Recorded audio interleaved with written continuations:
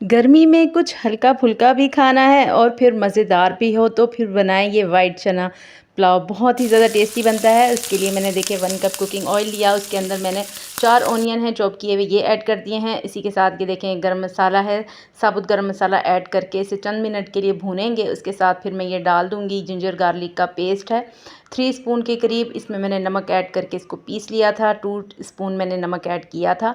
अब देख लें इसमें मैं डालूँगी ये वाइट चने, इनको बॉयल करते हुए भी मैंने 1 स्पून इसमें नमक ऐड करके जस्ट इनको बॉयल किया है। अब इसके साथ भी इसको भूनेंगे। पहले ये देख लें 3 स्पून के करीब ये हरी मिर्चों का पेस्ट है, ये डाल दूँगी। इसके साथ चंद मिनट के लिए इसकी हम कर लेंगे भुनाई। भुनाई पर करेंगे नो कॉम्प्रोमाइज़। तो अच्छे से इसकी भुनाई करने के बाद देखें अब मैं इसमें डालूँगी चाइनीज़ नमक है, वो बहुत ज़्यादा इसका टेस्ट और फ्लेवर बढ़ा देता है। तकरीबन 1½ स्पून के करीब इसमें चाइनीज़ सॉल्ट डाल देंगे, 2 स्पून के करीब ब्लैक पेपर काली मिर्चों का पाउडर और चिकन क्यूब्स हैं 2 अदद, ये डाल देंगे और तकरीबन 5 गिलास के करीब में इसमें वाटर डालकर इसे अच्छे से बॉयल करेंगे।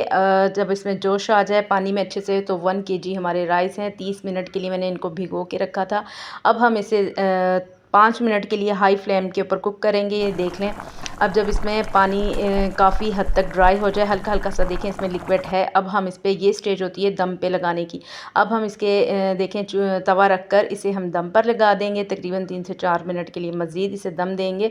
और ये देख लें ज़बरदस्त सा खुशबूदार सा ये हमारा वाइट चना पुलाव रेडी है। तो प्लीज़ आप इस रेसिपी को ज़रूर ट्राई कीजिएगा, एंजॉय कीजिएगा। इसी के साथ दें मुझे इजाज़त। अल्लाह हाफ़िज़।